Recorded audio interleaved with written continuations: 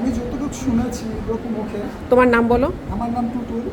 তা আমি লোকমুখে অনেক শুনেছি যে আমাদের ঢাকা হসপিটালে অগণিত অনেক বেওয়ারিশ লাশ আছে।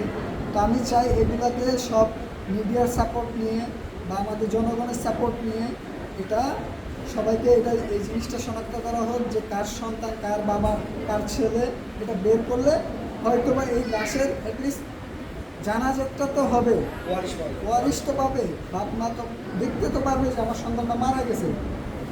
এটাই আমার সবার কাছ থেকে কামনা। হ্যাঁ, আমি পৌঁছে দেবো সবার কাছে তোমার এই মেসেজটা।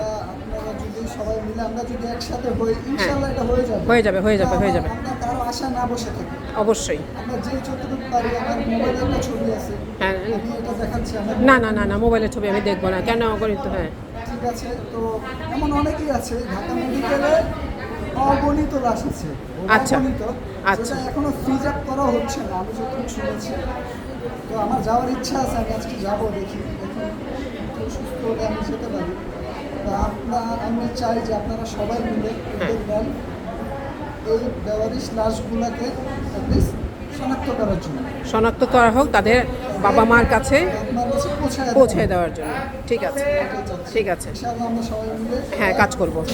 হ্যাঁ।